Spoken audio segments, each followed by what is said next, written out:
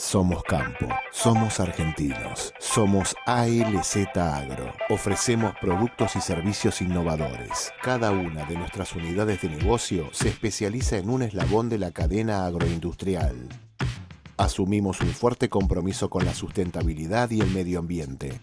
Somos ALZ Agro, Alianza en Crecimiento. Trabajamos por un campo mejor.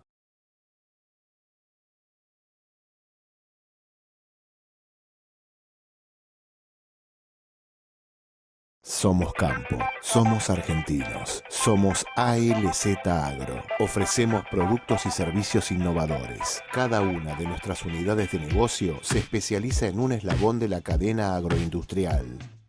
Asumimos un fuerte compromiso con la sustentabilidad y el medio ambiente. Somos ALZ Agro, Alianza en Crecimiento. Trabajamos por un campo mejor.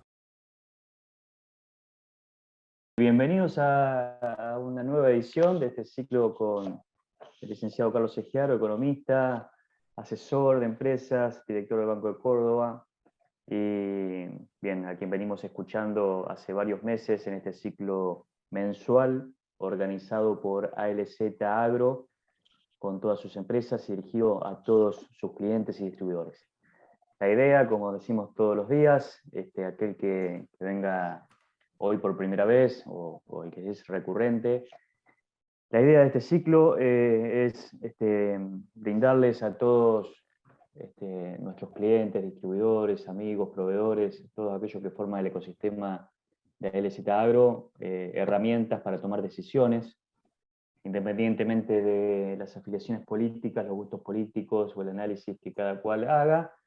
Siempre el insumo más importante a la hora de tomar una decisión económica, a la hora de tomar una decisión productiva, a la hora de tomar una decisión de negocios, el insumo más importante es la información, y después de la información, la capacidad para procesarla. Digamos. Entonces estamos acá todos los meses, durante una hora, para darnos un refresh, una actualizada, que como siempre decimos un poco en chiste, un poco en serio, en cualquier momento lo vamos a tener que hacer cada 15 días, porque no nos alcanza. Un mes nos quedamos cortos para actualizarnos en Argentina, pero bueno, por ahora vamos a seguir así en un mes. Un poco de información y análisis económico. Ustedes pueden hacer preguntas a través de las preguntas y respuestas o el chat, indistintamente. En la medida que podamos se las voy pasando a Carlos. Y después, como siempre, agregamos una pequeña charla al terminar la charla de Carlos. Esta vez va a ser sobre NutriPack, que es uno de los productos que tenemos en ALZ Nutrientes y que va a presentar uno de los socios de ALZ Nutrientes, el ingeniero Alejandro Savage. Así que bueno, Carlos, largamos nomás. Bueno, muy bien, ¿qué tal? Buenos días a todos. Vamos a subir unos gráficos, como hacemos siempre, para acompañar un poco lo que vamos a charlar. Vamos a comenzar en realidad por los temas internacionales, donde por supuesto también hay algunos elementos de incertidumbre, bastantes menos que los nuestros, por supuesto, acá en la Argentina. Y después vamos a pasar a mirar las principales variables de la economía argentina. En realidad, a nivel internacional, no hay demasiadas novedades frente a lo que veníamos hablando en reuniones anteriores, ¿no? Y esta imagen la hemos puesto en la reunión anterior como un resumen de todos los factores que están jugando en términos de la incertidumbre internacional. El punto 5, en realidad refleja cosas que están ocurriendo y que hemos repasado en algunos procesos, digamos, con algunos clientes, y lo voy a comentar con un ejemplo, porque hicimos un proyecto de inversión, algunos que estamos haciendo, para la provincia de La Pampa, y habíamos pedido en febrero presupuestos sobre algunos equipamientos importados, y una empresa en Francia nos había pasado un presupuesto para un equipamiento. Estuvimos charlando con el gobierno de La Pampa para llevar adelante el proyecto, que es una planta de avena arrollada, y entonces el mes pasado pedimos una actualización de los presupuestos, y la empresa francesa que nos había pasado el presupuesto en febrero, nos pasa un presupuesto 30% más alto en euros, puesto en Europa. Entonces llamamos, digo, ¿cómo es esto? En febrero nos pasaron un presupuesto y nos pasan ahora un presupuesto 30% más alto en euros, puesto el producto en Europa. Y el empresario nos dijo, y lo que pasa es que no se consigue acero inoxidable, y subió el precio de la energía. Parecía un empresario argentino, no sé qué les parece, tratando de justificar por qué había aumentado los precios. Y en realidad lo que está claro es que sigue habiendo problemas en las cadenas de suministros a nivel internacional, porque todavía la economía mundial se está reacomodando de algunas cosas vinculadas con lo que fue la pandemia, ¿no?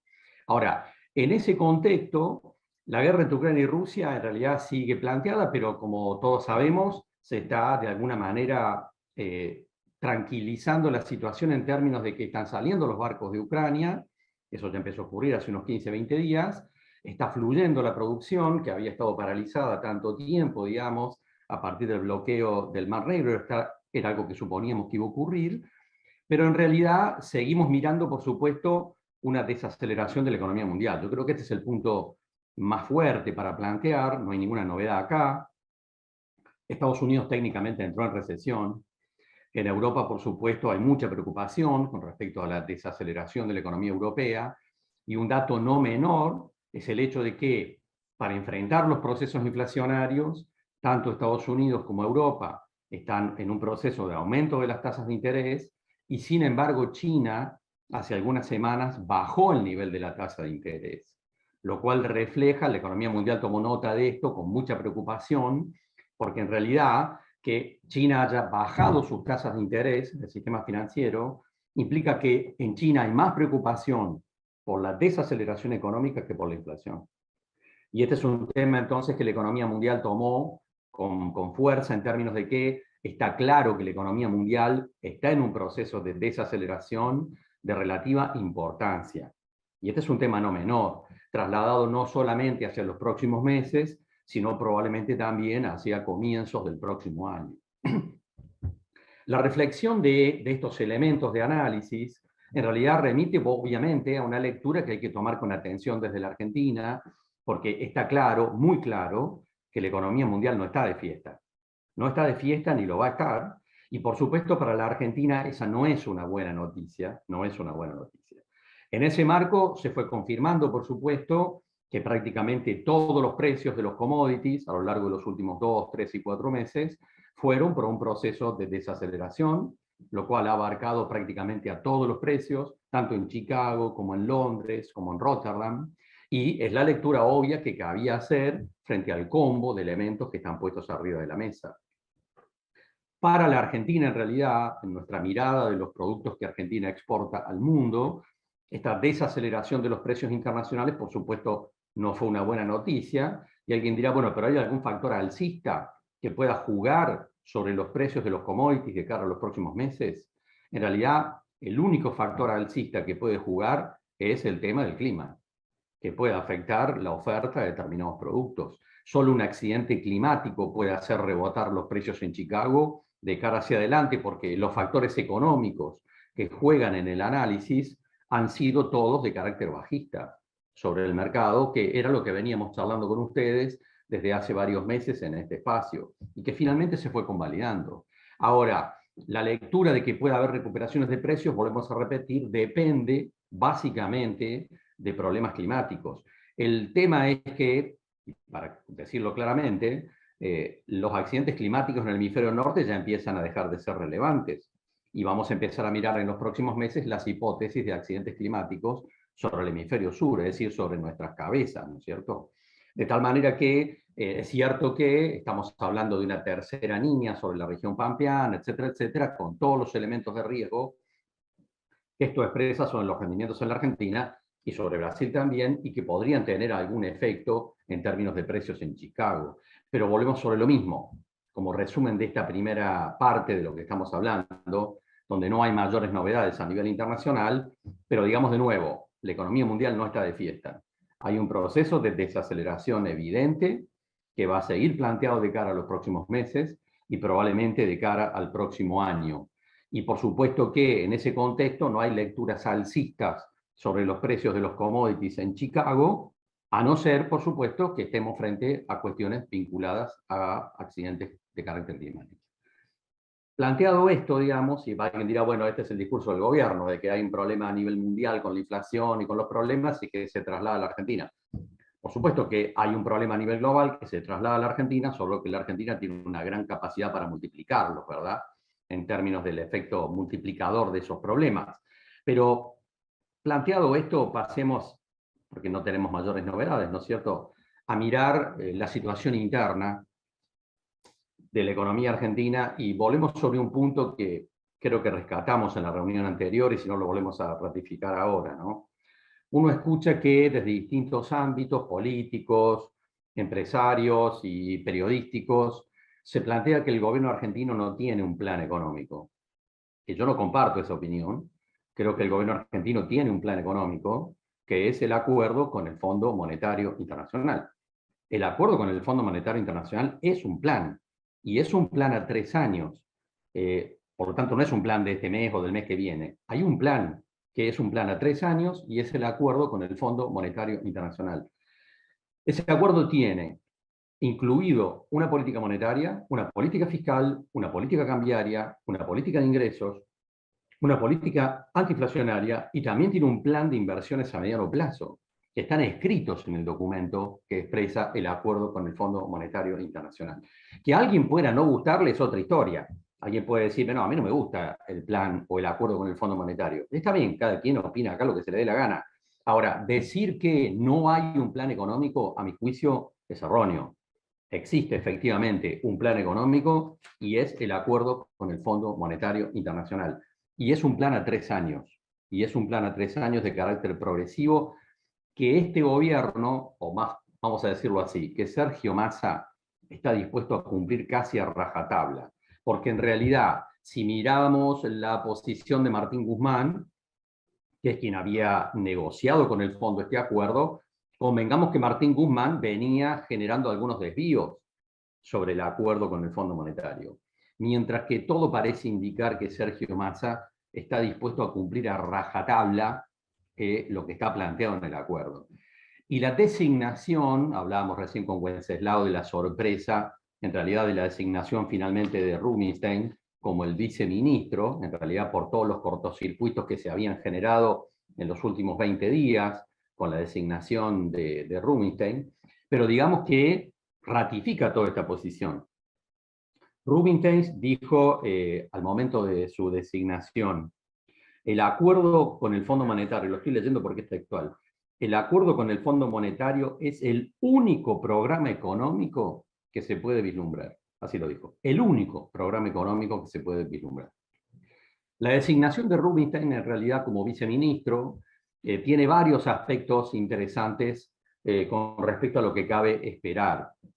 Es, por supuesto, un consejo, la designación de Rubinstein es un consejo que le dio Roberto Lavagna a Sergio Massa. Esto es lo primero, obviamente, porque Rubinstein acompañó a Roberto Lavagna en las negociaciones durante el gobierno de Néstor Kirchner, tanto con el Fondo Monetario como con los bonistas, en el momento más duro del default de la Argentina después de la caída de la convertibilidad.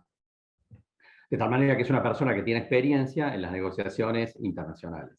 Ahora, Rubinstein además dijo, en el plano de sus posiciones, que obviamente hay que cumplir a rajatabla el acuerdo con el Fondo Monetario y que el énfasis hay que ponerlo en el ajuste fiscal. Que el énfasis hay que ponerlo en el ajuste fiscal, y voy a poner como introducción acá que Rubinstein en realidad no es partidario de los golpes devaluatorios. Rubinstein lo ha dicho así, no es partidario de los golpes devaluatorios.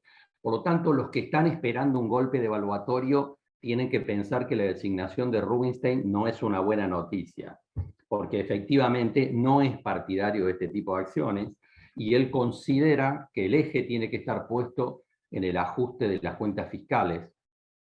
Y en ese punto vamos a plantearnos entonces también consideraciones con respecto a las cuestiones impositivas y con respecto al congelamiento del gasto público, que está vinculado con algunos anuncios que hemos visto desde comienzos de esta misma semana.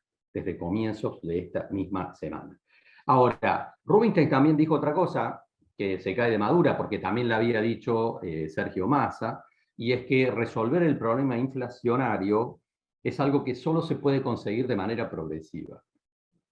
Cuando Sergio Massa asumió, en realidad, dijo claramente, no me pidan que yo resuelva en 1 o 2 días este problema, porque eso es imposible, no soy mago, dijo Sergio Massa. Y esto coincide, por supuesto, con lo que le escuchamos a Rubinstein en estos días también, diciendo, bueno, la inflación se va a ir descomprimiendo progresivamente. No se puede acomodar. Cuando mandemos las señales adecuadas en términos del ajuste fiscal, las cosas se van a ir acomodando progresivamente. Ahora, como hemos charlado con ustedes en otras oportunidades, el acuerdo con el Fondo Monetario Internacional tiene consideraciones de muy corto plazo, pero tiene otras que son progresivas a lo largo de 3 años, porque el equilibrio fiscal, tan necesario bajo esta lógica, solo se puede acomodar progresivamente, y por lo tanto también a lo largo de 3 años. Pero una pieza clave para interpretar el funcionamiento de las variables que nos interesan, es decir, tipo de cambio, tasas de interés, presión impositiva, etcétera, están vinculados al desempeño de la inflación. Así que este gráfico que tenemos acá es el que plantea las expectativas que están planteadas en términos inflacionarios, donde la pieza clave es el cálculo que haga el INDEC. Es el cálculo que haga el INDEC. Y en realidad el INDEC mostró para julio una inflación del 7,4%, mostraría para agosto una en torno al 6%. ¿Alguno te parece? Bueno, el pronóstico del 6 para agosto y del 5,5 para septiembre no es mi opinión, sino que en realidad los he puesto ahí porque es la opinión de las principales consultoras de la Argentina que son consultadas por el propio Banco Central. Vamos a decirlo así de nuevo. El Banco Central de la República Argentina todos los meses le pide a las principales 30 consultoras más o menos una opinión sobre la inflación. Y después publica el promedio de esas opiniones.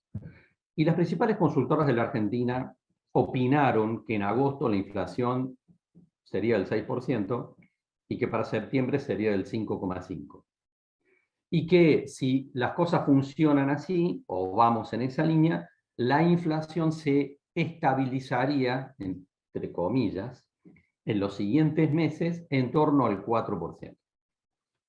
Lo que nos importa de esta hipótesis, es que entonces estaríamos hablando de una inflación para todo el año con un piso del 90%. Un piso del 90%. Vamos a tomar este dato, decimos piso del 90%, vamos a tomar este dato para analizar el tema dólar en el mercado oficial de cambios y para analizar también el tema de las tasas de interés. ¿Por qué? Porque el acuerdo con el Fondo Monetario contiene explícitamente consideraciones sobre cómo se tienen que mover estas variables, dólar y tasas de interés, en relación a la inflación que calcule el INDEC. O sea que vamos a tomar, por un rato, si les parece, la hipótesis de que la inflación del año fuera del 90%, calculada por el INDEC, para evaluar entonces qué hay que esperar de las otras variables. El acuerdo con el Fondo Monetario dice explícitamente que las tasas de interés, las tasas efectivas, no las tasas nominales, que las tasas efectivas en pesos se tienen que situar por encima de la inflación. Entonces volvamos a lo mismo. Supongamos una inflación del 90%. Quiere decir que las tasas de interés efectivas en el sistema financiero se tienen que situar por arriba del 90%. Ustedes dirán, ¿eso va a ocurrir? Ya ocurrió. Si ustedes toman en realidad la tasa de un plazo fijo, se van a encontrar con que nominalmente está más o menos, está en el 70% casi, pero la tasa efectiva anual ya está arriba del 90%. Con ustedes hemos compartido esta posición desde hace varios meses, desde que empezamos a tener estas reuniones mensuales. Dijimos, esta película la íbamos a ver, indefectiblemente. No era una hipótesis, era una certeza. Y por supuesto que el Banco Central está dispuesto a seguir jugando este partido, porque es una pieza clave del acuerdo con el Fondo Monetario Internacional. En este punto, digamos, que parece una buena noticia que las tasas de los plazos fijos se sitúen en terreno positivo frente a la inflación, pero no es una buena noticia a nivel empresario, porque por supuesto el sistema financiero mueve todas las tasas de interés en sintonía con este esquema, de tal manera que volvemos a ratificar lo que veníamos hablando con ustedes en reuniones pasadas. Esto implica aumento de las tasas de interés de los canjes de cheques, esto implica aumento de las tasas de interés de los descubiertos en cuenta corriente, esto implica aumento de las tasas de interés en términos de capital de trabajo, en términos de tasas de interés, etcétera, etcétera. Todas las tasas van para arriba. Alguien dirá, bueno, pero ya está entonces. Ya hemos llegado al punto en el que esto va a quedar así. Mi impresión es que no. Mi impresión es que vamos a ver todavía algún movimiento adicional de suba de tasas de interés en el sistema financiero. Solamente queda una sola ventana de tasas de interés subsidiadas a tasas bajas que van a ser parte de un paquete de ayuda para proyectos de inversión que el gobierno argentino va a poner a disposición del sector empresario para proyectos de inversión que generen exportaciones y divisas para exportación o que sustituyan importaciones, y ahí vamos a ver una tasa de interés fija a 5 o a 7 años que podría estar entre el 42 y el 43%. Pensemos juntos, si les parece, que en una Argentina con una inflación de piso del 90%, me presten plata al 42% a tasa fija varios años, suena como bastante atractivo, pero en realidad está claro que esos créditos solo van a ser para proyectos de inversión que, en términos de industrialización de la producción, que expresen generación de divisas o ahorro en términos de sustitución de importaciones. Va a haber una sola ventanilla para esas líneas de crédito que va a manejar de Mendiguren, que es uno de los principales referentes, por supuesto, que tiene Sergio Massa para este tema. Pero volviendo sobre lo anterior, en realidad lo que tenemos que decir es que todas las tasas de interés que tienen que ver con el capital de trabajo, que tienen que ver con la operatoria diaria a nivel empresario, son todas tasas de interés que van para arriba y que van a empezar a doler. Y que van a empezar a doler a nivel empresario y requieren, por supuesto, un manejo más fino de parte de las empresas en términos financieros, a diferencia de lo que ocurrió en los últimos 2 años. Entonces decimos, el punto A, que es parte del acuerdo con el fondo, las tasas en pesos tienen que estar por arriba de la inflación. Y esto está claro que va a ser así y se va a ir cumpliendo a rajatabla. Lo segundo es que el dólar oficial tiene que estar en sintonía con la inflación. ¿De qué dólar estamos hablando? Bueno, de todos, diría uno, pero en realidad el que nos interesa para mirar la película es el dólar mayorista, ¿sí? Y en realidad pensemos en lo siguiente, mirando esta tabla. De nuevo, volvemos a decir lo mismo. Vamos bajo la hipótesis de una inflación del 90%. Que acá tenemos el ROFEC de Rosario. Posición diciembre, 190. Hoy puede estar en 193, puede estar, no importa, digamos. Se maneja más o menos en ese rango. Ahora pensemos esto.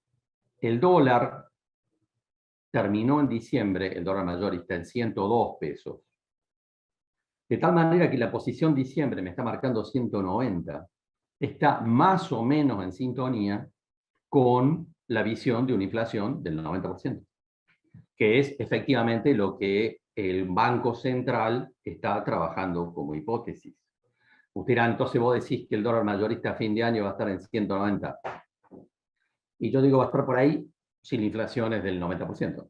Si la inflación que calcule el INDEC está en el 90%, porque ese es el punto de referencia. A lo mejor terminamos en 195, a lo mejor en 200.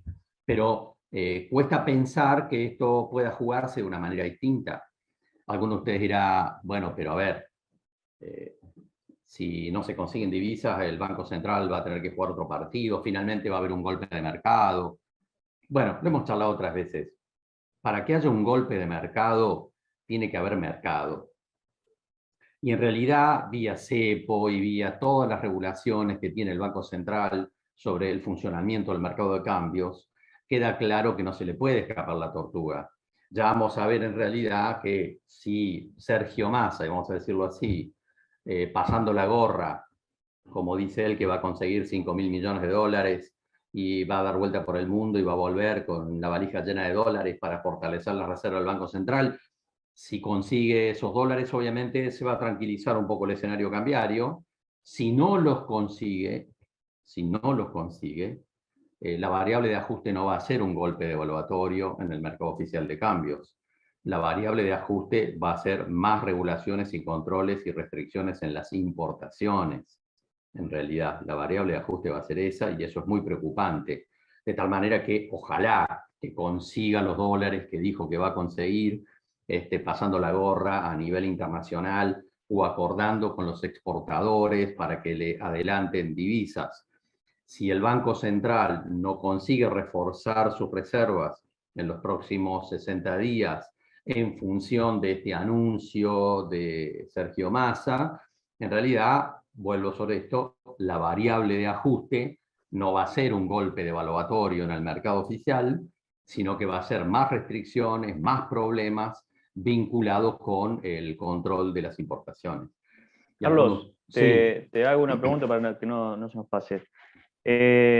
A ver, digamos, vos partís de la hipótesis o la tendencia del dólar igual a la inflación al fin de año, pero hasta ahora el dólar no se estuvo ajustando igual que la inflación. Entonces, ¿qué veríamos? ¿Una aceleración, una pequeña aceleración en estos últimos meses para que termine igual, digamos, enero-diciembre, o a partir de ahora moverse al mismo ritmo mensual que la inflación? Bueno, lo que planteás, porque en realidad decíamos hace un ratito que Martín Guzmán venía incumpliendo algunas cosas del acuerdo, entre ellas esta, ¿no es cierto?, de que el dólar no iba acompañando el proceso inflacionario. Yo creo que acá caben dos lecturas. Una aceleración que estamos viendo en estos últimos días, una aceleración en el mercado oficial de cambios, que por supuesto debería ser importante, ¿no es cierto?, en términos de alcanzar esos 190 para fin de año, y una hipótesis en segunda instancia, que es un salto disruptivo en algún momento de las próximas semanas, de los próximos días. Fíjate, en el informe semanal la semana pasada decíamos esto. Ahora, un salto disruptivo no de 40 ni del 50%, ¿no? No, para que Decimos, se sí, adecue al ritmo de la sí, inflación, digamos. un salto disruptivo entre el 10 y el 15%. Y el elemento que yo tomé la semana pasada como dato que me llamó la atención para pensar en esa hipótesis fue que la semana pasada, en realidad la anterior, los principales frigoríficos de la Argentina salieron inesperadamente a mediados de la anterior semana a pagar por la vaca china un 20% más en toda la Argentina. El negocio, obviamente, estamos hablando de un producto de exportación, puramente de exportación. Si todos los frigoríficos se pusieron de acuerdo en salir a pagar un 20% más, en un ciclo de negocio que tiene 20, 25 días, hasta que termina la exportación, la hipótesis que a mí se me ocurrió que cabía hacer era, bueno, estos tipos tienen algún dato de que va a haber un cambio del 10 o el 15%, digamos, que justifique que hayan salido a pagar 20% más la vaca china. Por supuesto que esa hipótesis es interesante para plantearla, porque uno dirá, bueno, si los frigoríficos hicieron eso porque algún dato tienen. A ver, aún los grupos empresarios más grandes a veces se han comido todas las curvas también, ¿no? Es decir, no es que porque están en un segmento tan fuerte tienen el dato preciso de lo que va a pasar, pero digamos que para mí la hipótesis de que para alcanzar esos 190, 195 pesos por dólar en diciembre haya que hacer un salto disruptivo del 10 o el 15%, yo creo que es una posibilidad concreta. Y sinceramente uno se pone a veces en la posición, ¿no? Uno pensando en lo que van a hacer o tratando de interpretar lo que van a hacer, uno se pone en el lugar de ellos, ¿no? Y yo sinceramente lo haría. Porque alguien me diría, no, bueno, también, pero si vos le metés un 10, un 15%, también va a haber un salto inflacionario, que va a ser complicado. Yo digo, a esta altura del partido, con la inflación que tenemos en este momento, que le hace una mancha más al tigre, digamos, en ese punto, y metiendo la lectura de decir, bueno, las opciones que uno puede pensar, yo la verdad que yo tomaría la decisión de un salto del 10 o el 15% para acomodar dejar que se escape un poquito, digamos. Exactamente, para llegar a esos 190. Lo que no creo que hagan es que vayan por un desdoblamiento cambiario. Este es el otro punto, porque sigo pensando, por supuesto, que el Fondo Monetario se opone fuertemente a eso. Después vamos a charlar un poquito, o mejor dicho, lo hacemos ahora mismo, con respecto a lo que espera el sector agropecuario en este punto, ¿no es cierto? Porque ayer estuvo el secretario de Agricultura en la reunión de Coninagro y se planteó de nuevo, porque la mesa de enlace está diciendo, bueno, a ver, quieren que liquidemos soja, en realidad pónganos otro tipo de cambio, reduzcanos la brecha. Y en los medios circula la visión de que el gobierno le tiene que dar al sector agropecuario un tipo de cambio diferencial, con un desdoblamiento cambiario, más allá de las resoluciones que ya puso arriba de la mesa el Banco Central, en esta relación 70-30, digamos, para qué hacer con los pesos. Yo tengo acá la lectura de algún medio, no voy a decir cuál, pero se supone que ya cualquiera puede saber cuál es, donde dice que supuestamente el secretario de Agricultura dijo ayer que se le va a ofrecer al campo un tipo de cambio más alto. Yo no lo vi a Bailo diciendo eso. Lo que en realidad dijo textualmente es que van a tener que instrumentar otra cosa para que el sector liquide. El secretario de Agricultura está negociando con el Banco Central, evidentemente, digamos, pero el argumento que está dando vuelta es que es muy engorroso el esquema de funcionamiento, digamos, para que los productores liquiden. Recordemos que la lectura es, bueno, con el 70% de los pesos podés hacer un depósito en una cuenta que va a ajustar por dólar linked, y con el otro 30% podés tener acceso al dólar ahorro. El tema es que la mayor parte de los productores, casi ninguno ha hecho esta operación, pero convengamos que esto no es desdoblamiento cambiario. Un productor que hoy vende su soja, la vende en las mismas condiciones que hace 2 meses atrás. Es decir, al tipo de cambio mayorista, con las retenciones a las exportaciones. Lo único que hay es arriba de la mesa una propuesta para que ese productor con esos pesos pueda tener ventanas alternativas para usar esos pesos, o ponerlos en una cuenta en pesos que ajusta por dólar linked, o hasta el 30% conseguir dólar ahorro. El argumento que está usando el secretario de Agricultura es que es muy engorroso el sistema, y está negociando con el Banco Central algún mecanismo más simple. Ahora, yo que lo miro desde el sector bancario, en realidad me queda claro que los bancos no tienen mucho interés por ahora en hacer esa oferta a los productores, porque falta una pata ahí. Y la pata que está faltando es un acuerdo entre los bancos y el Banco Central. ¿Qué hacen los bancos con esa plata, no? Claro, porque yo recibo el depósito en peso de un productor y le tengo que garantizar que le voy a pagar a dólar linked. Yo esa plata se la tengo que prestar a otra empresa, a cualquiera, y en realidad no tengo calzado el riesgo ahí. De tal manera que lo que está faltando en la negociación, por estas horas supongo que se dará, es que el Banco Central le tiene que ofrecer a los bancos comerciales algún marco de previsión en términos de seguridad con respecto a cómo calzar ese depósito. Creo que esa es la pata que está faltando también para que los bancos tengan algún incentivo en salir a ofrecerle a sus clientes esta propuesta. Ningún banco ha movido un dedo hasta acá para eso. De tal manera que yo creo que no hay que esperar, esto es lo que interpreto, que haya un tipo de cambio diferencial, un desdoblamiento cambiario, que es lo que pide la mesa de enlace. No creo que eso vaya a aparecer arriba de la mesa.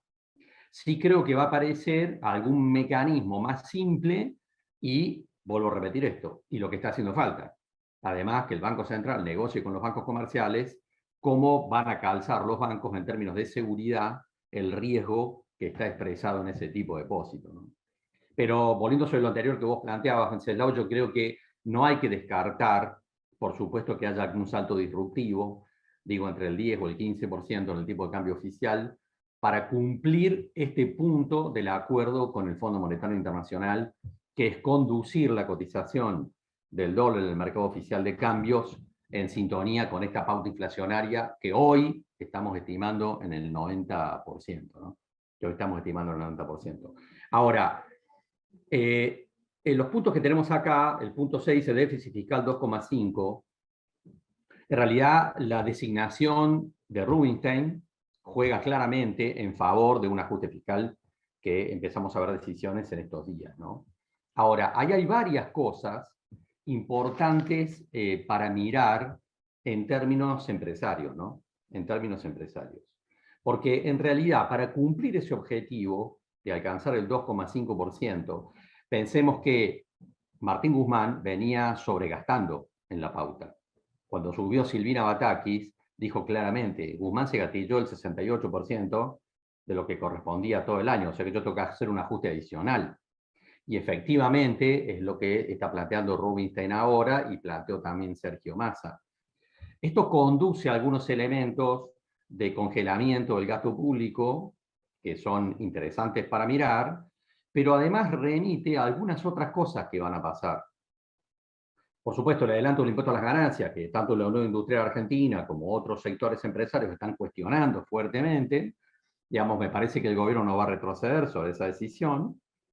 Pero el otro punto interesante para mirar es que alguien dirá, bueno, a ver, pero con el ajuste de congelamiento de los empleos públicos y tocando el presupuesto de todos los ministerios, ¿van a alcanzar ese déficit fiscal del 2,5%? Porque hoy proyectado está en el 3,5%. ¿Van a alcanzar el 2,5%? Y mi impresión es que falta un dato adicional acá. Y es que van a pisar desde el gobierno nacional los aportes a las provincias, tanto en términos de la coparticipación como de otras cuentas que no son parte de la coparticipación. Y que esto va a ser también una pieza de negociación entre el gobierno argentino y los gobiernos provinciales en términos de el único punto del acuerdo con el Fondo Monetario Internacional que expresa un tema impositivo. Porque en el acuerdo con el Fondo Monetario Internacional no se dice absolutamente nada sobre la cuestión impositiva. No hay ningún compromiso del gobierno argentino. Mejor dicho, hay uno solo, en un párrafo que no tiene más de 3 renglones, donde dice textualmente que el gobierno argentino se compromete a negociar con las provincias modificar las tasaciones de los inmuebles rurales y urbanos. Es el único punto de carácter impositivo que está puesto en el acuerdo con el Fondo Monetario. Y alguien dirá, sí, bueno, pero las provincias son las que tienen que decidir eso. Lo que pasa es que mi impresión es que el gobierno argentino le va a empezar a pisar los recursos a las provincias para obligarlos a sentarse a negociar las tasaciones inmobiliarias. Y alguien dirá, bueno, pero eso tiene que ver con los recursos de las provincias, porque son impuestos provinciales. Sí, pero afectan bienes personales, el impuesto a los bienes personales. De tal manera que yo creo que esa negociación se viene entre nación y provincias, porque mi impresión es que el gobierno argentino, para alcanzar el déficit fiscal del 2,5%, que es lo que está comprometido con el Fondo Monetario, va a tomar la decisión de empezar a pisar los recursos que envía a las provincias. Y alguien dirá, bueno, pero eso después se va a discutir en la justicia. Sí, pero esas discusiones en la justicia llevan años, y acá estamos hablando de cómo el gobierno argentino va a transitar los próximos meses. De tal manera que interpreto que efectivamente van a ir por ese camino. Y el punto D, me parece interesante también rescatar esto, porque en el acuerdo con el Fondo Monetario dice explícitamente que el gobierno argentino puede seguir teniendo déficit, pensemos el del 2,5 de este año, pero lo tiene que financiar progresivamente saliendo al mercado a buscar plata. Y no con emisión monetaria. Y esto obviamente también se está haciendo. El gobierno argentino está avanzando en este proceso, digamos, de salir al mercado y buscar recursos. El tema es, pensemos, entre agosto y septiembre son casi 2 billones de pesos que el gobierno argentino tiene que calzar en términos de sus deudas en bonos, en letras, etc. Y en realidad esos 2 billones de pesos se los va a prestar ¿quién? El sistema financiero, básicamente, los bancos. Bancos, compañías de seguro, etcétera, etcétera. Sí, el segmento institucional. Ahora, si los bancos le tienen que prestar al gobierno argentino 2 billones de pesos, queda claro, ¿se lo van a prestar? Sí, se lo van a prestar. No cabe ninguna duda que se lo van a prestar. Todo lo que está haciendo el gobierno argentino está teniendo resultados positivos dentro del sistema financiero, porque hay un montón de condicionamientos que juegan en esa dirección. Ahora, lo que está claro a nivel empresario es que si los bancos van a empezar a financiar el déficit fiscal del gobierno argentino, de hecho ya lo están haciendo, y estamos hablando de financiar 1 billón por acá, otro billón por allá, está claro que los bancos no van a tener muchos recursos para prestarle a las empresas. De donde también, yo digo, todos los caminos conducen a Roma, ¿sí? Está claro que la lectura que hay detrás de que el gobierno argentino, en lugar de pedir emisión al Banco Central, va a salir a financiarse en el mercado, la lectura es un aumento de las tasas de interés para las empresas. Todo conduce en la misma dirección. No hay mucho para inventar acá. Las cosas van en este camino inevitablemente y volvemos entonces al punto A.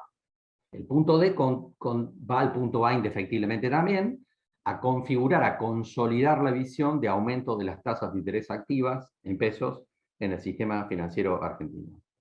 El punto E remite, por supuesto, también a la lectura de lo que decíamos recién, de Sergio Massa saliendo con la gorra a buscar recursos para conseguir entre 4 o 5 mil millones de dólares con los cuales fortalecer las reservas del Banco Central. Yo cuando lo vi a Sergio Massa diciendo esto el primer día con la seguridad con la que lo dijo, digo, bueno, este tiene una carta debajo de la manga o es un mentiroso tremendo, digamos, pero en realidad está claro que va saliendo ahora y va a salir con Rubinstein a buscar estos recursos. Yo no descarto que haya algunas debajo de la manga que esté vinculado con algunas propuestas que el gobierno argentino recibió en algún momento últimamente, tanto del gobierno chino como del gobierno ruso. Y en realidad una ampliación adicional del swap con China, así como un anuncio de nuevas inversiones chinas en la Argentina con anticipo de aportes, no lo descarto. Creo que es una probabilidad. Ahora, en ese punto, vuelvo a lo que decíamos recién, la visión de que si el gobierno argentino consigue, pasando la gorra en las próximas semanas, 4 o 5 mil millones de dólares para fortalecer las reservas del Banco Central, eso obviamente generaría más tranquilidad en el mercado de cambios y generaría una señal de descompresión sobre el control de importaciones, de insumos, de partes, de piezas, etc. Si no consigue reforzar las reservas, vuelvo sobre lo que dije recién, la variable de ajuste no es un golpe devaluatorio en el mercado oficial de cambios, sino más regulaciones y más controles de importaciones, lo cual sería una pésima noticia para todo el sistema productivo, no cabe ninguna duda de eso. Me preocupan en el sector agropecuario unas cuantas cosas, que no son solamente el precio de los neumáticos, sino, por ejemplo, pensar en fertilizantes, los problemas con respecto a las importaciones de potasio, de tantos otros productos, y me preocupa particularmente en el sector de proteína animal el tema de los núcleos vitamínicos, porque la mayor parte de los núcleos vitamínicos para la producción de balanceados son importados, y en realidad hace semanas, en la reunión con un empresario del sector, me dijo, Carlos, yo tengo stock para un mes. Si en un mes yo no tengo reposición de los núcleos, en realidad en un mes y medio tengo que cerrar la planta. De tal manera que hay niveles de riesgo claramente acá sobre las cadenas de provisión de insumos que están vinculados con temas de importaciones, y es un tema que hay que seguir con mucha atención. Yo digo, ojalá que Sergio Massa consiga fortalecer las reservas, como sea, del Banco Central, para que esto no sea gravoso, digamos, porque si no vamos a tener problemas adicionales. Ahora, en ese punto, vuelvo sobre esta imagen que pasamos en un informe semanal hace ya algunas semanas, diciendo, tenemos certezas, tenemos dudas, y también circula mucha información basura, tremenda información basura por todos lados, digamos, porque yo no tengo una visión apocalíptica de la Argentina. Cuando escucho gente que me llama preguntándome si va a haber incautación de dólares en la caja de seguridad, digo, la verdad, hay gente que se pone loca para pensar cualquier cosa, o pensar que hay riesgo sistémico en el sistema financiero, que puede haber un corralito, o que puede haber un plan Bonex. Digamos, todas esas cosas no están arriba de la mesa en términos de hipótesis. Y pensemos esto. Cuando alguien me habla de que puede haber un plan Bonex, hay gente que me consulta diciendo, me dijeron que va a haber un plan Bonex. Digo, el que está escuchando una cosa así, una persona grande puede ser, porque generacionalmente para que alguien hable de un plan Bonex quiere decir que una persona de más de 40, 50 años, porque nadie que tenga menos de 40 años puede saber lo que fue el plan Bonex. Pero en realidad, convengamos esto, cuando el Banco Central de la República Argentina refinanció sus pasivos a fines de la década del 80, lo hizo porque la mayor parte de sus pasivos estaban indexados. Y entonces clavó el taco con este tema, los plazos fijos eran a 7 días en ese momento, digamos. Los pasivos del Banco Central de la República Argentina en este momento, en su mayoría, están a tasa fija. De tal manera que la inflación, en todo caso, le juega a favor, le va licuando el pasivo. Por lo tanto, pensar que el Banco Central va a ir por una decisión de este tipo es ridículo. Sería pegarse un tiro en el pie. De tal manera que esas cosas no van a pasar. Ahora, hay ciertas certezas. La alta inflación, no cabe ninguna duda. Rescatemos esto, ¿no? Las principales consultoras de la Argentina, cuando el Banco Central les pidió un pronóstico el mes pasado, pasaron un pronóstico de inflación del 90% para este año, pero del 70% para el año que viene y del 60% para el 2024. Y el Fondo Monetario dice, si la Argentina hace lo que está puesto en el acuerdo, la inflación en el 2025 sería del 25%. De tal manera que está claro que la Argentina tiene una inflación alta este año, que ya no se puede revertir, y que va a seguir teniendo inflación alta el año que viene y el que sigue, digamos. El que crea que la inflación puede resolverse rápidamente en el corto plazo, que la inocencia le valga. No hay una caja de herramientas para pensar que eso va a ocurrir. Ahora, con una inflación de piso del 90%, queda claro que la posibilidad de que asalariados, jubilados, monotributistas recuperen poder adquisitivo en los próximos meses es prácticamente imposible. Y alguien dirá, bueno, pues Carlos, pero hay un proceso de negociación. El gobierno está pensando, discutiendo un bono de 20, 30 mil pesos para asalariados, un bono extraordinario. Bueno, si eso se diera, es posible, no mueve el amperímetro. Como no mueve el amperímetro que los jubilados reciban 7 mil pesos en los próximos 3 meses, digamos. Eso no cambia el escenario de esta pérdida de poder adquisitivo que lleva un montón de tiempo detrás. Y entonces nos conduce a otra certeza que está puesta ahí, y es la desaceleración económica que esperamos que se plantee de aquí en adelante. Porque si yo miro la economía argentina en la foto y digo, a ver, se viene un ajuste fiscal de las cuentas, en este contexto la inversión privada está muy debilitada por la incertidumbre que existe, y tenemos un escenario inflacionario donde no hay recuperación del poder adquisitivo, queda claro de cara a los próximos meses que la economía argentina va a un proceso de desaceleración, que ojalá no se transforme en un escenario recesivo. La CEPAL ayer sacó un comunicado diciendo que la Argentina va a tener un aumento del PBI este año del 3,5%, lo cual es solamente un dato estadístico, porque en términos de la sensación que va a tener la mayor parte de la sociedad, lo que vamos a ver es un escenario de estancamiento. Y esto es evidentemente lo que cabe esperar de cara a los próximos meses. En ese contexto, lo que vamos a seguir viendo es una fuerte volatilidad del dólar blue y una brecha cambiaria elevada. Si pensamos en la brecha cambiaria, decimos fuerte volatilidad, no cabe ninguna duda. Hoy tenemos una brecha del 120%, un poco menos, pero hace 4 o 5 semanas era del 160%, y hace 2 meses era del 80%.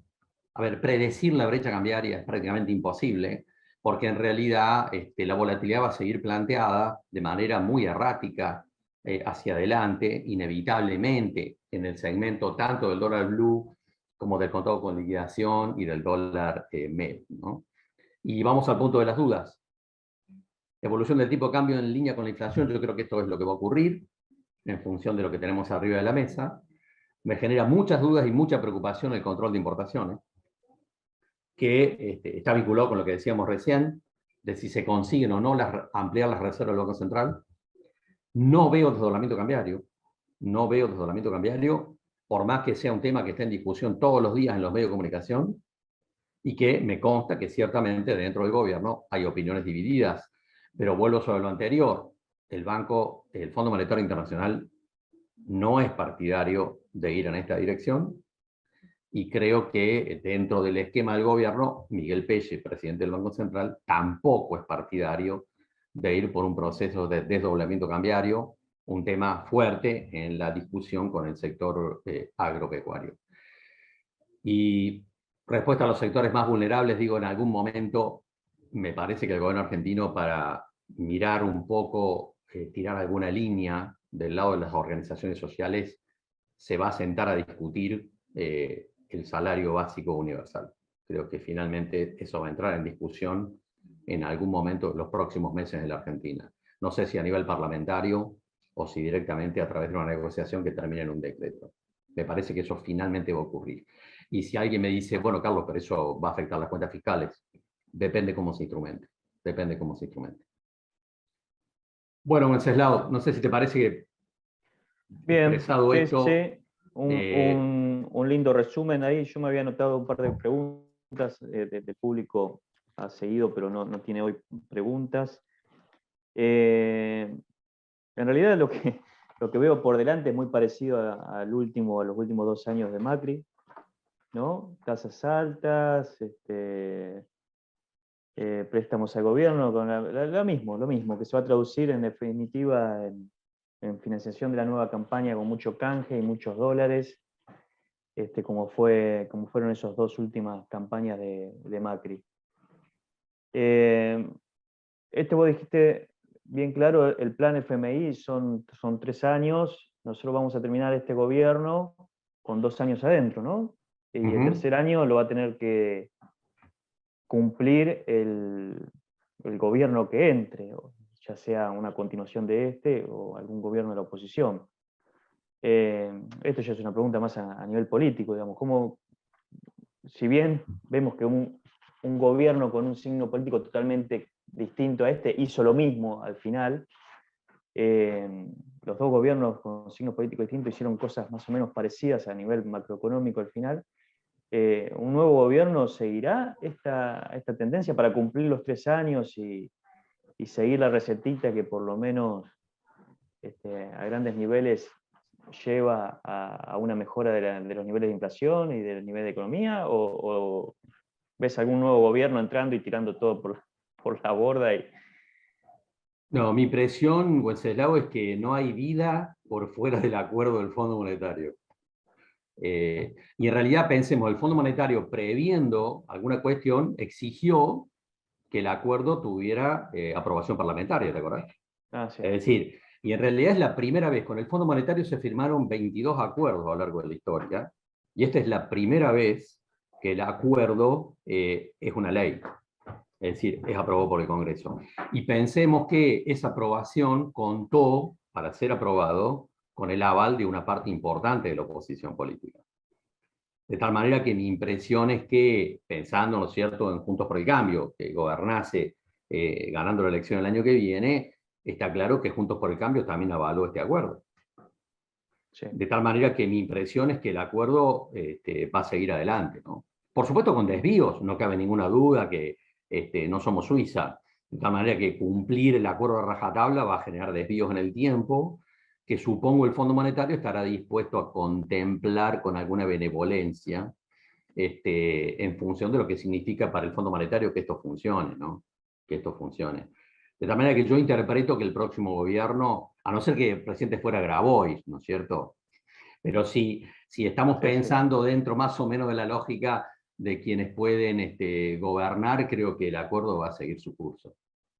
Bien, bien. Y ahí, bueno, una pregunta que también tenía notado, es Pese. Pese es el último que quedó, el último de los mohicanos, cuando hablábamos de la terna que tenía que mantenerse al principio de las charlas, del ciclo de charlas, y se le termina el contrato este año, pero bueno, más ha asumido y no lo ha removido. Algunos dicen que porque ya no quiere más líos. Sí, creo que sí. Pero, ¿cómo lo ves? ¿Sostenido ahí en...? ¿Te acordás que Massa, cuando negoció en primera instancia con Cristina Fernández y con Alberto Fernández, esa negociación que en principio no cuajó, y por eso la pusieron a Silvina Batakis, él pidió el manejo del Banco Central y se lo negaron, digamos. Pero en la segunda instancia de negociación, que finalmente termina con él en el Ministerio de Economía, él termina negociando poner el vicepresidente del Banco Central. Claro. De tal manera que de alguna manera, y por supuesto que además tuvo una reunión con PS y se pusieron de acuerdo. De tal forma que el Banco Central va a cumplir, digamos, lo que está planteado dentro de la línea que plantea Sergio Massa y también Rubinstein, que también estuvo en el Banco Central, porque Rubinstein también estuvo en el Banco Central. De tal manera que aunque no lo desplazaron a PS, igualmente tienen el consenso necesario para que haya coordinación entre lo que define el Ministerio de Economía y lo que articula el Banco Central, ¿no? Bien, para que esté alineado. Bueno, bárbaro, Carlos. Por ahora, nada, quedamos a la espera de la siguiente charla en septiembre. Sí, Ale. Una preguntita, que creo que lo explicaste, pero bueno, no sé si me quedó muy claro.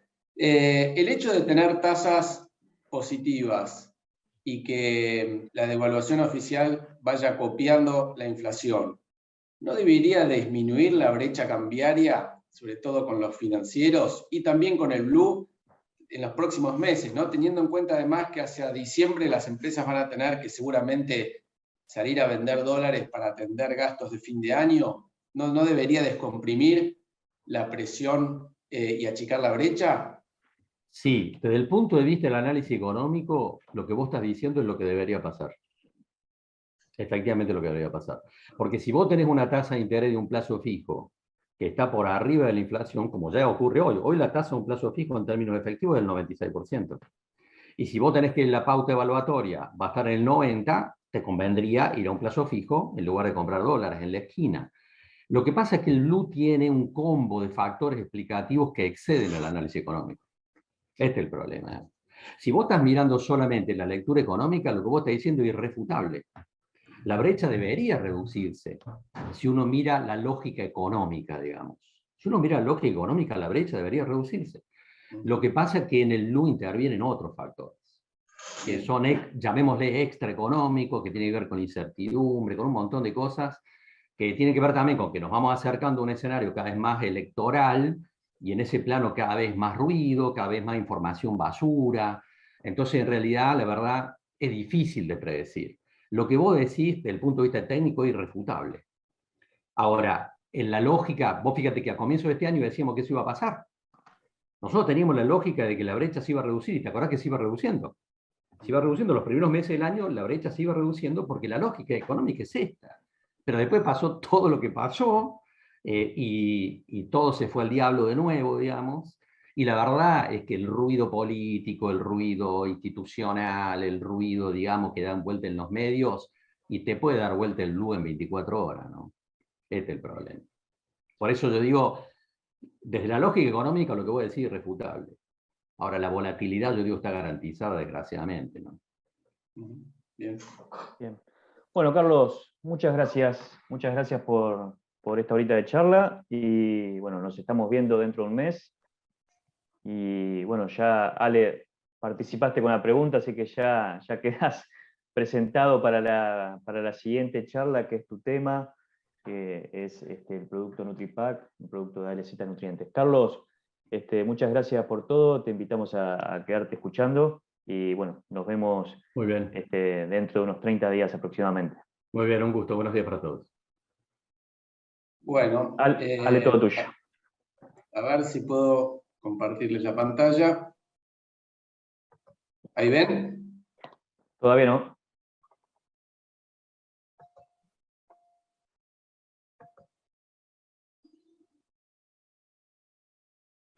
¿Todavía no? Todavía no. Yo te aviso cuando A aparezca. ver acá. Ahí. ¿Tac? Ahora sí. Ahora sí, ahora va apareciendo. Ahí está. Bueno, perfecto. Bueno, buen día a todos. La idea es ser medio breve y contarles un poco de qué se trata esta herramienta que ofrece ALZ Nutrientes, como una novedad, digamos, como dice acá, en lo que es la oferta de la paleta de nutrición animal. Un poco, ¿qué es NutriPack? Bueno, NutriPack es un sistema de conservación de forraje fresco.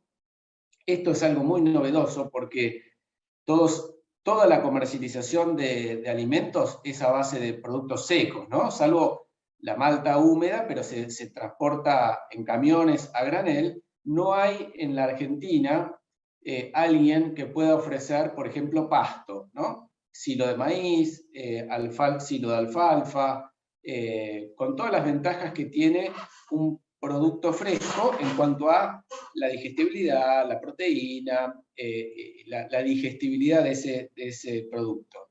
Entonces es algo que realmente llama la atención cuando nosotros nos acercamos a los clientes y les decimos que les podemos ofrecer silo de maíz o una alfalfa húmeda. Hay que contarles de qué se trata porque no hay un antecedente en la Argentina. Esto se logra a través de con una máquina que Alianza adquirió hace unos años. Ahora les voy a mostrar, denme un minuto, estas fotos que creo que muchos de ustedes la conocen. Esta es la máquina que se trajo de Austria, que lo que hace básicamente es, miren, acá se acarrea el forraje fresco. No se está viendo, Ale, no sé si si estás compartiendo otra cosa o ¿No se ve? no pasó a la slide 5 todavía. No sé si es la... Ah, mira vos. Bueno, para que... No me lo deja compartir. Bueno, se los cuento como vengo hasta ahora. La máquina esta lo que hace es compactar con muchísima presión, sacar el oxígeno del sistema y permitir que el producto se conserve hasta por 2 años.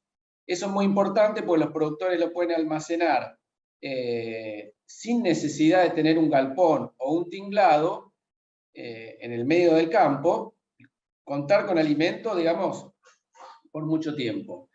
Este rollo, como ahora acá lo ven, este rollo también disminuye las pérdidas que hay en los sistemas de dosificación. Es decir, cuando nosotros vemos en los campos los silos bolsa y la pala frontal que entra a sacar el alimento, las pérdidas estimadas por el INTA de ese alimento que el productor metió en la bolsa se estima entre el 10 y el 15%. Además de las pérdidas de calidad que hay cuando el oxígeno entra a la masa y parte o el frente lo llega a descomponer. Miren este video, cómo es el sistema de este packaging, en donde el productor, este producto pesa más o menos 1 tonelada. El productor todos los días va y abre un rollo, los animales en autoconsumo, sin ninguna necesidad de estar dosificando con una pala, con un mixer, con un tractor, consumen el alimento, evitando las pérdidas que se generan en un sistema de silobolsa o en las mismas celdas que tienen muchos feedlots o tambos. Acá les muestro una imagen. Estos animales era la primera vez que se les daba un microsilo o un pack de los nuestros, ¿no? El primer contacto que tuvieron con el producto fue, bueno, impresionante cómo los animales en autoconsumo eligieron el alimento. Acá hay otras fotos donde mostramos la simplicidad del manejo de esto, ¿no? Es decir, hay productores que de repente tienen vastas extensiones de campo, pero no tienen estructura edilicia para poder mezclar alimentos o para poder llevar con el alimento al medio del campo. Acá estos packs lo que nos permiten es que el productor los tire en el medio del campo, lo único que hay que hacer es abrirlos como los abrió en esa imagen el operario, y el animal en autoconsumo logra ser alimentado. Acá tenemos otra imagen en donde se ve cómo funciona el sistema. Es decir que NutriPack es un sistema que nos permite traslados y distribución dentro del campo. Nosotros cuando hacemos un silo de maíz o un silo de alfalfa, normalmente tiene que estar pegadito al tambo o pegadito al feedlot. Si nosotros tenemos animales de recría o de cría alejados de esa instalación, es prácticamente imposible llevar alimento a animales que están en otro campo o que están alejados de la estructura. Nos permite combinar diferentes calidades para diferentes categorías. Lo que nosotros hacemos, además de ofrecer forraje fresco, es hacer dietas a medida. Como ustedes saben, en ALZ nosotros comercializamos también la ES de Malta de cervecería Abimbev. Tenemos nuestro propio producto, el Nutrilink. Tenemos granos de cebada también de Abimbev. Y lo que hacemos es TMRs o raciones totalmente mezcladas. ¿Qué es esto? Es decir, nosotros tenemos productores que, no sé, en la cuenca del Salado nos piden una mezcla para la categoría recría. Esa categoría recría requiere de un determinado nivel de proteína, un determinado nivel de fibra y de energía. Nosotros hacemos el pedido a medida y el productor no tiene nada que hacer, digamos, en cuanto a lo que es el esfuerzo de estructura, de mezclado, para darle de comer a los animales. Esto permite que gente que tiene animales a campo pueda manejar, por ejemplo, la comercialización de sus animales sin depender de la oferta forrajera del campo. Como ustedes vivieron este año, en el verano, hubo una gran sequía, en donde seguramente han tenido conocidos que tuvieron que vender la hacienda porque no tenían pasto. Con el sistema de Nutripac, el productor puede, por más que el campo esté pelado, incorporar el producto y esperar a que los precios de la hacienda suban y no malvender porque está todo el mundo vendiendo por falta de pasto. O en un año húmedo, un año de intensas lluvias, donde muchas veces las pasturas se llenan de agua y los lotes se inundan, nosotros podemos en una lomita, en un corral, encerrar toda la hacienda y darle a los animales una dieta a medida para la categoría. ¿Y por qué hago hincapié de la dieta mezclada y a medida? Porque como todos ustedes saben, tanto en los humanos como en las vacas es igual, no es lo mismo comer solo rollo de alfalfa o solo maíz que una dieta bien mezclada. Nosotros vamos al nutricionista y que nos dice, come un poquitito de proteína, un poquitito de fibra y un poco de hidratos de carbono para tener una nutrición balanceada. Eso hoy por hoy lo hace un feedlot o un tambo que tiene estructura con distintos elementos, con un mixer, con gente, con tractores, con pala, toda una estructura que cuesta mucha plata. Con Nutripac el productor no necesita nada de esa estructura y puede contar con un alimento bien balanceado. Obviamente, ¿qué logramos con un alimento bien balanceado? Maximizar las ganancias de peso. Nosotros decimos, ¿cuánto querés ganar en tu categoría? 700 gramos, formulamos para 700 gramos. Si nosotros vamos solamente con maíz o con alfalfa, nunca vamos a lograr ese objetivo. Hasta podemos incorporar los núcleos vitamínicos minerales, que recién hablaba Carlos en la charla. Esto es muy importante por lo que les decía, por el manejo del capital, por el manejo de los momentos de compra y de venta, y por no tener que invertir grandes sumas en equipamiento. Otra de las ventajas que tenemos en LZ es la capacidad logística para la distribución. Nosotros, es muy importante, digamos, cuando uno entra a un sistema, a un cliente, poder cumplir con la logística.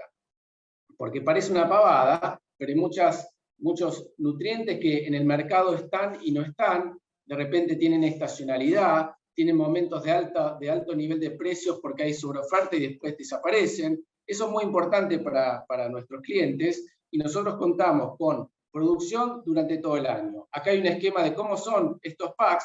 Fíjense, estos están en la planta de Lima hace aproximadamente 6 meses. Pueden estar a la intemperie, con lluvia, sometidos a los rayos del sol, que la calidad del producto no se altera. Tiene 24 vueltas de este film blanco que tiene protección contra los rayos ultravioleta, etcétera, etcétera. Esto es muy importante también, porque la gran mayoría de los ganaderos argentinos no tiene galpones o tinglados. Acá está una imagen de cómo nosotros cargamos los camiones, cómo los descarga el productor en el medio del campo, y la facilidad que tiene este sistema para el productor. Otra de las ventajas que tenemos en Alianza es que nos permite salir al mundo con este producto. Es decir, hoy por hoy estamos hablando de la huella de carbono, de todas las empresas en una carrera para ser, amigables con el medio ambiente, sobre todo en lo que hace a huella de carbono. Lo que nosotros proponemos ahora también, como un paso más, es la huella del agua. En Argentina no tenemos problemas de abastecimiento de agua, pero en el mundo los abastecimientos de agua son un problema. Ni hablar en Medio Oriente, Arabia, Dubái, Emiratos Árabes, incluso en California ya hay grandes restricciones para el uso del agua, y la ganadería es gran consumidora de agua. Entonces lo que nosotros pensamos o proponemos y estamos en vías de certificar es que Nutripac, al permitir conservar el forraje fresco, la alfalfa fresca y el maíz fresco, cuando digo fresco, digo que tienen 50% de agua. Mientras que la comercialización, ¿qué hace? Ustedes lo saben, se deja unos días al sol para que se evapore esa agua y se vende seco. ¿Por qué se vende seco? Porque si no se pudre. En nuestro sistema no se pudre el forraje y nosotros podemos ofrecer una tonelada que tiene 50% de agua. Esto es muy importante a los efectos del medio ambiente, porque una vaca de tambo que se consume 50 o 60 litros de agua, cuando nosotros le mandamos una tonelada que tiene la mitad de agua, va a consumir menos agua. Entonces, creemos que estamos, bueno, aportando nuestro granito de arena en lo que es la huella del agua. No sé si fui muy rápido, si quieren pregúntenme. Básicamente, esto lo hacemos en la planta de Lima. Voy a ver si puedo mostrarles, che, la máquina, si no... No sé por qué no me deja presentar la otra. Deja de presentar esta, por las dudas probá, deja de presentar esta y presentar el otro, que es otro PowerPoint o otra filmación. A ver, ahora... Ahora estás vos, ahora no hay nada presentando, y ahora probá, yo te aviso. Compartir pantalla. Acá está. ¿Ahí se ve? Ahí está apareciendo algo. Ahí se ve, perfecto. Bueno, esta es, para los que no lo conocen, la máquina. Esta es, acá está el rollo en el final del proceso envolviéndose. Acá es como se descarga en la bandeja de abastecimiento. Acá está digamos, las cadenas que alimentan la cámara donde el producto entra y se somete a las... Miren estos rodillos, en esos rodillos entra el producto y se somete a una altísima presión que elimina el oxígeno y es la base de la conservación del forraje, además de un tamaño compacto que permite en el tamaño de un rollito, como los que ustedes conocen, transportar 900/1000 kilos. Esto es un poco lo que les quería mostrar, y bueno, realmente hoy estamos desarrollando el producto, la gente que lo está empezando a consumir está muy contenta. Siempre tenemos en el mercado casos de tamberos que programan, o ganaderos, programan su nutrición en base a el silo de maíz, en base a sus propias alfalfas, y eso está muy bien porque es digamos, la comida más barata que pueden tener. Pero todos los años hay inclemencias climáticas, todos los años, y hoy con el cambio climático esos desastres naturales o esas sequías o inundaciones se dan con cada vez más frecuencia. Entonces tenemos muchos clientes que programaron 200 hectáreas de silo y cosecharon en un rendimiento bajo la mitad de lo esperado, y hoy nos compran Nutripack, lo abren y, digamos, estiran el silo que ellos programaron y que tienen baja producción, y muchos de ellos hasta están reteniendo mayor cantidad de vaquillonas, porque el costo de alimentar con nuestros Nutripack es rentable, es renta positiva. Es decir, hay veces que cuando nosotros tenemos un problema en un esquema ganadero, podemos soportar darle de comer a la hacienda perdiendo un poquito de plata durante un tiempo. Pues yo digo, durante 2 meses voy para atrás, pero en el año me da positiva la renta. Con Nutripack no es así. Cada kilo que nosotros ofrecemos en el pack genera una ganancia en kilos de carne para la ganadería o en litros de leche para la lechería, que va a pagar y va a dejar rentabilidad. Eso es muy importante. Entonces estamos teniendo clientes que están rediseñando su esquema de producción para en menos tierra tener mayor cantidad de animales. Bueno, eso es un poco lo que estamos haciendo, y el que tenga preguntas, bueno, encantado. Realmente muy claro, Alejandro. Bueno, dejamos por un lado los medios de contacto, que es el mail de Alejandro para quien lo quiera contactar, es como está escrito su nombre ahí en el contacto, como ustedes ven, Alejandro Savage, todo junto, @alz-medioagro.com.ar o info@alz-medioagro.com.ar. También todo esto se puede buscar en YouTube, hay muchísimos videos contando. Y había una mano levantada, pero bueno, se bajó. Creo que ha quedado perfectamente claro, Alejandro, toda la exposición. Ahí apareció una pregunta. ¿Qué costo tiene al productor o distribuidor? La pregunta clave. Depende qué mezcla y depende para dónde, porque obviamente que el flete tiene una influencia. Pero para tener una idea, un TMR para una categoría de recría con 17% de proteína y 2,8 de energía metabolizable, 65 de materia seca, ronda aproximadamente los 15 pesos el kilo más flete. Si suponemos un flete, no sé, de 3.000 pesos en una distancia promedio de 400 kilómetros, estamos en 18.000 pesos la tonelada. Es un precio competitivo, con eso nosotros esperamos ganar aproximadamente 700 gramos. Hoy el gordo vale 300 pesos, es decir que, bueno, hay que hacer las cuentas, ¿no? Pero es rentable en ese esquema.